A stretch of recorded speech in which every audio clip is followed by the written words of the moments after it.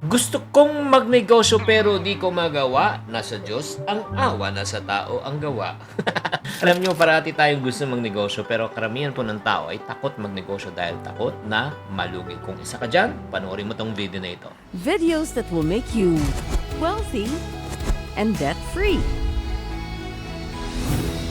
Hi there, this is Shinkitan, your pambansang wealth coach. Lagi mo na lang ba tinatanong, kailan ako pwede mag-umpisa ng negosyo? Alam mo, ang problema, hindi naman the lack of money.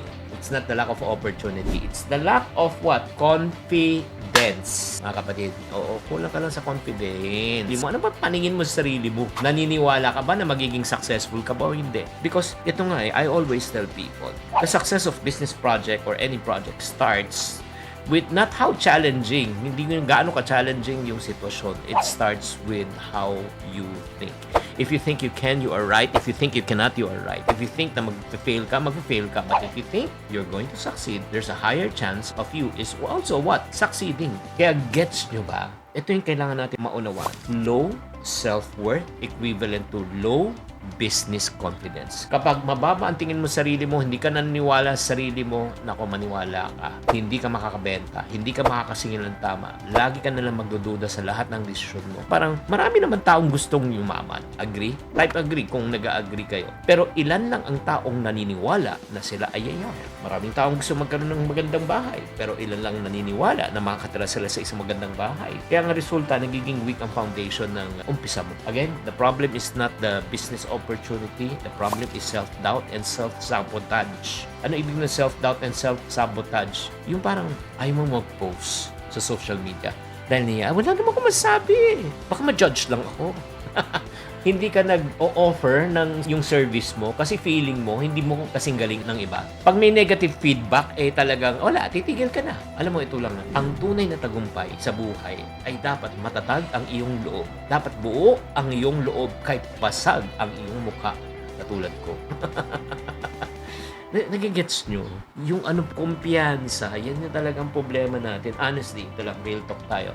Sino sa inyo may problema sa kumpiyansa? Type me sa comment section. Kaya I want to challenge you, Ken Ivan Belarmino Abril Puentes. Level up na tayo. You know why? Because your mindset shapes your market, shapes your future, shapes your decision. Diba? What's happening in the inside is only a reflection of what's happening in the outside. If you don't like the output of your life, yung nangyayari sa'yo, don't question the output, but you question the input. Meron tayong mga Bumubulong sapit. Wala naman akong alam eh. Wala naman akong pera eh. Wala naman akong network eh. imbes na gumawa ng paraan, gumagawa ng dahilan. Kapatid, wag natin ubusin ang ating oras sa paggawa ng dahilan. Ubusin natin ang oras natin sa paghanap ng paraan. Kaya kailangan makita mo muna ang sarili mo na ikaw ay magtatagumpay. Nakikita mo ba yung sarili mo na ikaw ay angat sa buhay? Nakikita mo ba yung sarili mo na talagang ikaw ay re-respetuhin ng ibang tao? Kung hindi mo kayang respetuhin ang sarili mo, bakit ka re-respetuhin ng ibang tao? And my challenge to you as we end, the problem is not the income, the problem is not the puhunan, the problem is not the business opportunity, the problem is you. Build your inner self first. Bago ka pa mag-isip ng negosyo, produkto, kung anong gagawin mo, ayusin mo muna confidence mo, kapatid mo.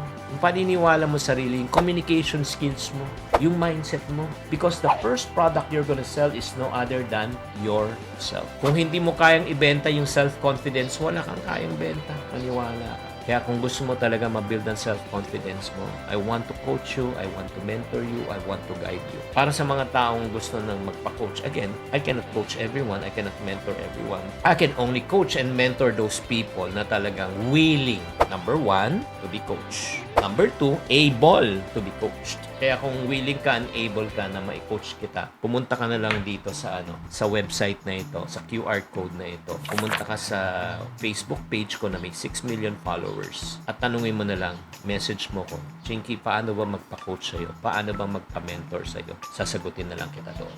Maraming salamat po. Again, hindi negosyo ang magpapayaman sa'yo. Ang magpapayaman sa'yo, ikaw ang mag-uumpisa ng negosyo. Maraming salamat. Sana naman naliwanagan kayo sa episode na ito. Tatandaan, tamang karunungan, tamang disiplina po ang susi sa pagyaman.